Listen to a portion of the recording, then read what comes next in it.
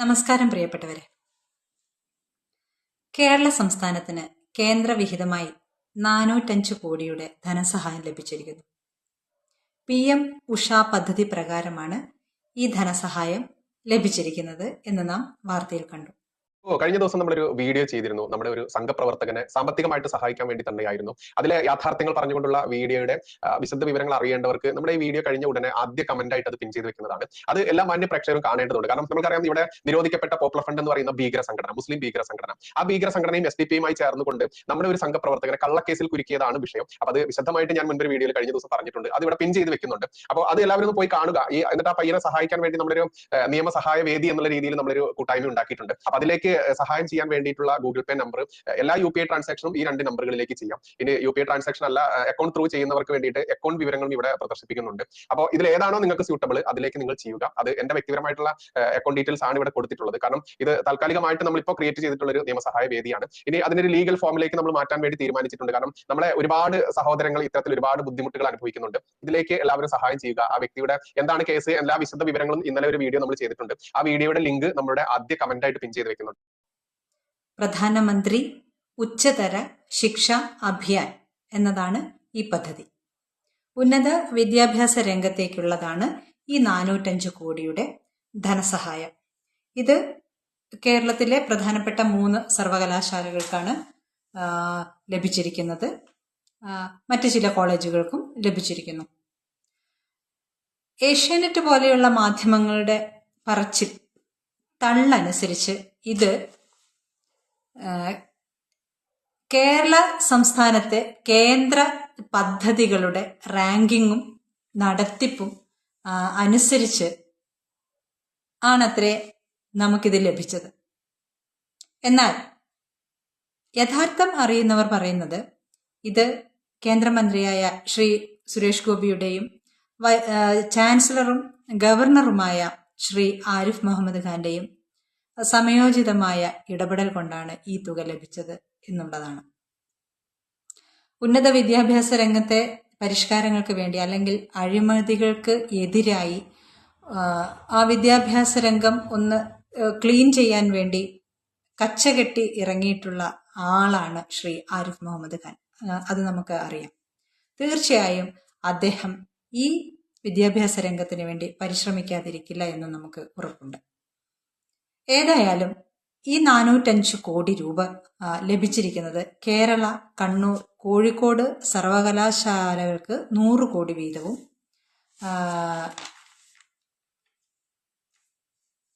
MG സർവകലാശാലയ്ക്ക് 20 കോടിയും, വയനാട്, പാലക്കാട്, തൃശൂർ ജില്ലകൾക്ക് 10 കോടി വീതവും, 11 കോളേജുകൾക്ക് 5 കോടി രൂപ വീതവുമാണ് ലഭിച്ചിരിക്കുന്നത്. ഇതിന്റെ പ്രാധാന്യം എന്ന് വെച്ചാൽ കേരള സംസ്ഥാന ബജറ്റിൽ വിദ്യാഭ്യാസത്തിനായി ഉള്ള വിഹിതം പകുതിയായി വെട്ടിക്കുറച്ചിരിക്കുകയാണ്. കാരണം നമുക്ക് അറിയാലോ, കേരള സംസ്ഥാനത്തിന്റെ ധൂർത്ത് നമുക്ക് എല്ലാവർക്കും അറിയുന്നതാണല്ലോ. കേരള സഭയ്ക്കുള്ള ക്ഷണപത്രത്തിനും ലഘുലേഖയ്ക്കും തന്നെ ലക്ഷങ്ങളുടെ ചിലവ്. അതിനു പുറമെ ഹെലികോപ്റ്ററുകൾ വാങ്ങുന്നു, കോൺവോയ് വാഹനങ്ങൾ, മന്ത്രിമാർക്കുള്ള വീട് മോടി പിടിപ്പിക്കൽ, വിദേശ യാത്രകൾ, അമേരിക്കൻ ചികിത്സ, തൊഴുത്ത്, ലിഫ്റ്റ്, നീന്തൽക്കുളം എന്ന് വേണ്ട സാധാരണക്കാരന്റെ നികുതി പണത്തിൽ നിന്ന് കൈയിട്ട് വാരി അങ്ങ് സുഖിക്കുകയാണ്. അങ്ങനെ പുതിയൊരു തലമുറയെ വാർത്തെടുക്കേണ്ട വിദ്യാഭ്യാസ രംഗത്തിന് പോലും നീക്കിയിരിപ്പ് നടത്താനില്ലാത്ത വിധം നമ്മുടെ സംസ്ഥാനം ഞെരുങ്ങുന്ന ഈ സമയത്ത് കേന്ദ്രത്തിൽ നിന്ന് കിട്ടിയ ഈ 405 കോടി രൂപ അത്രമാത്രം ആശ്വാസകരമാണ് എന്നുള്ളതാണ് സിൻഡിക്കേറ്റ് അംഗങ്ങളൊക്കെ അഭിപ്രായപ്പെടുന്നത്. നമ്മുടെ നാഷണൽ എഡ്യൂക്കേഷൻ പോളിസി അനുസരിച്ച് GDPയുടെ ആഭ്യന്തര ഉൽപാദനത്തിന്റെ 6% കുറയാത്ത വിഹിതം വിദ്യാഭ്യാസ രംഗത്ത് നിക്ഷേപിക്കണം എന്നുള്ളതാണ് കേന്ദ്രത്തിന്റെ പോളിസി. ഇത് തന്നെ നമ്മുടെ വിദ്യാഭ്യാസ മേഖലയോടും അല്ലെങ്കിൽ യുവതലമുറയോടുമുള്ള കേന്ദ്ര സർക്കാരിന്റെ മനോഭാവത്തെ സൂചിപ്പിക്കുന്നതാണ്. അത് നമ്മുടെ കേരളത്തിലേക്കും അനുഭാവപൂർവം നൽകി എന്നുള്ളതിന് നാം കേന്ദ്രത്തോട് കടപ്പെട്ടിരിക്കുന്നു. ഇനി ഇതിൽ കേരളത്തിന്റെ റാങ്കിങ്ങിനെ കുറിച്ചും കേന്ദ്ര പദ്ധതി നടപ്പാക്കുന്നതിനെ കുറിച്ചും പറഞ്ഞല്ലോ. നമുക്ക് ആ കാര്യം ഒന്ന് നോക്കാം. കേരളത്തിന്റെ റാങ്കിങ് അത്ര മെച്ചപ്പെട്ടതാണെങ്കിൽ എന്തുകൊണ്ടാണ് കേരളത്തിൽ നിന്ന് ഈ യുവജനങ്ങളും വിദ്യാർത്ഥികളും ഇങ്ങനെ പുറത്തേക്ക് പ്രവഹിക്കുന്നത്? മറ്റ് സ്റ്റേറ്റുകളിലേക്കും വിദേശ രാജ്യങ്ങളിലേക്കും ഒഴുകിക്കൊണ്ടിരിക്കുകയല്ലേ? ഇവിടെ നിന്ന് നല്ല ശതമാനം മാർക്ക് വാങ്ങി പോകുന്ന വിദ്യാർത്ഥികൾക്ക് പോലും മറ്റുള്ള യൂണിവേഴ്സിറ്റികൾ ചെന്ന് എൻട്രൻസ് എഴുതുമ്പോൾ എന്തുകൊണ്ട് അവിടെ പ്രവേശനം ലഭിക്കുന്നില്ല? എൻട്രൻസിൽ തോറ്റുപോകുന്നു. ഇവിടെ രാഷ്ട്രീയം കളിച്ച് ഉന്നത വിദ്യാഭ്യാസം കരസ്ഥമാക്കി, നമുക്ക് അറിയാലോ വാഴക്കുലയുടെ പ്രബന്ധമൊക്കെ, പിന്നെ പല ഡോക്ടറേറ്റ് വീരന്മാരും പകർപ്പുകൾ എടുത്താണ് പ്രബന്ധരചന നടത്തിയതെന്നും ഇല്ലേ നമ്മൾ കേട്ടിട്ടുണ്ട്, ഇളയിടത്തിനെ പറ്റിയൊക്കെ. അപ്പോ ഇത്തരം ഉഡായിപ്പുകൾ കാണിച്ചുകൊണ്ട് നല്ല ശതമാനം മാർക്കൊക്കെ വാങ്ങി സർട്ടിഫിക്കറ്റിൽ കാണിച്ച് അങ്ങോട്ട് ചെല്ലുമ്പോൾ എൻട്രൻസുകളിൽ നമ്മുടെ കുട്ടികൾക്ക് അല്ലെങ്കിൽ യുവജനങ്ങൾക്ക് പാസ്സാവാൻ കഴിയുന്നില്ല. അപ്പോൾ ഈ പറയുന്ന റാങ്കിങ് എവിടെയാണ്? എന്തുകൊണ്ടാണ് കേരള വിദ്യാഭ്യാസത്തിന് ഇത് സംഭവിച്ചത്? ഈ മാറി മാറി വന്ന LDFും UDFും അല്ലേ ഇത് ചെയ്തത്? ഈ റാങ്കിങ്ങിൽ എന്തെങ്കിലും കേരളത്തിന് അവകാശപ്പെടാനുണ്ടെങ്കിൽ അത് പണ്ട് രാജാക്കന്മാരുടെയും റാണിമാരുടെയും ഒക്കെ കാലത്ത് നാം തുടർന്നു വന്ന ഒരു വിദ്യാഭ്യാസ സമ്പ്രദായം കൊണ്ടാണ്. അന്ന് അവർ വിദ്യാഭ്യാസ രംഗത്ത് നിക്ഷേപിച്ച ആ കുറെ കാര്യങ്ങൾ കൊണ്ടാണ് ഇന്നും നമുക്ക് ആ ഒരു റാങ്കിങ് ഉണ്ടെന്ന് പറയുന്നത്, മറ്റ് സംസ്ഥാനങ്ങളോട് താരതമ്യപ്പെടുത്തുമ്പോൾ. അല്ലാതെ ഇതില് ഈ മുന്നണികൾക്ക് യാതൊരു വിധത്തിലുള്ള പകിട്ടും പറയാനില്ല.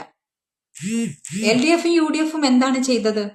ഓൾ പ്രൊമോഷനും DPEPയും കൊണ്ടുവന്ന് സ്കൂൾ വിദ്യാഭ്യാസവും രാഷ്ട്രീയവൽക്കരിച്ച ക്യാമ്പസുകളെ നശിപ്പിച്ചു.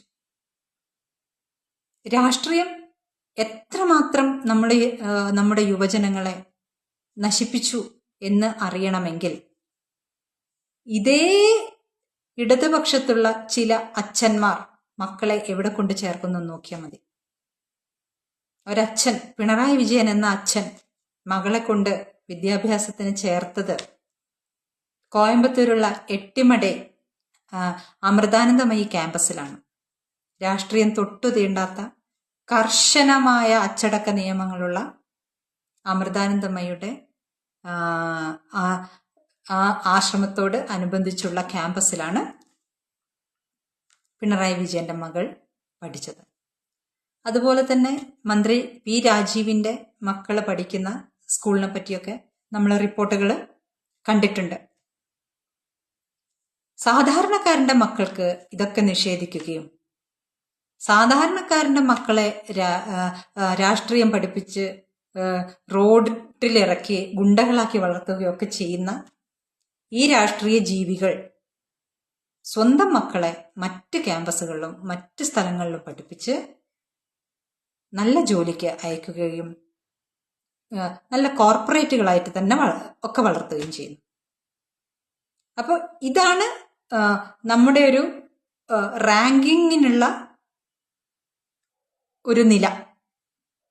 റാങ്കിങ്ങിൽ കേരളം എന്തുകൊണ്ട് ഇപ്പോഴും മുന്നിട്ട് നിൽക്കുന്നു എന്ന് പറഞ്ഞാൽ അത് ആ പഴമയുടെ ഒരു പാരമ്പര്യമാണ്.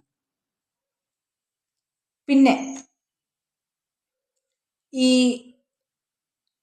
ഓൾ പ്രൊമോഷൻ ഉണ്ടല്ലോ, അത് UDF കാലത്തെ ഒരു പച്ചമന്ത്രിയാണ് കൊണ്ടുവന്നത് എന്നാണ് പറച്ചിൽ. കാരണം ഗൾഫ് രാജ്യങ്ങളിൽ ജോലിക്ക് പോകുന്ന നമ്മുടെ ആൾക്കാർക്ക് അവിടെ 10ാം ക്ലാസ് പാസ്സായിരിക്കണം അല്ലെങ്കിൽ 10ാം ക്ലാസ് കഴിഞ്ഞിരിക്കണം എന്നുള്ളൊരു നിയമം വന്നു അത്രേ. അപ്പോൾ എന്നാ പിന്നെ എല്ലാവരും ജയിച്ചോട്ടെ എന്നുള്ളൊരു നിയമം ഈ മന്ത്രി എന്താ പറയാ, പച്ച തൊടാതെ തൊണ്ട തൊടാതെ അങ്ങ് വിഴുങ്ങി എന്നാണ് പറയുന്നത്. അങ്ങനെയാണത്രേ ഈ കേരളത്തിൽ ഓൾ പ്രൊമോഷൻ നടപ്പാക്കിയത്. പണ്ടൊരു രാജാവ് പന്ത് കളി കാണാൻ പോയ പോലെയായി.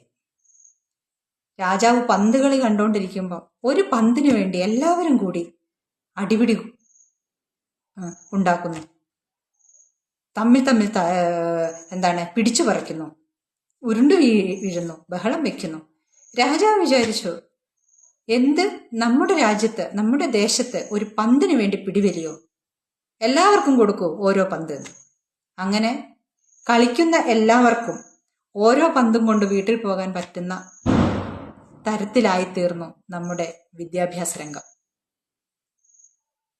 അപ്പോൾ ഇതിനെയൊക്കെ പരിഹരിക്കാൻ പറ്റുന്ന സ്വത്വാഭിമാനവും നൈപുണ്യ വികസനവും പ്രവൃത്തി നൈപുണ്യവും ഒക്കെയുള്ള നാഷണൽ എഡ്യൂക്കേഷൻ പോളിസി പിന്തുടരുകയാണ് കേരളം ഇന്ന് ചെയ്യേണ്ടത്.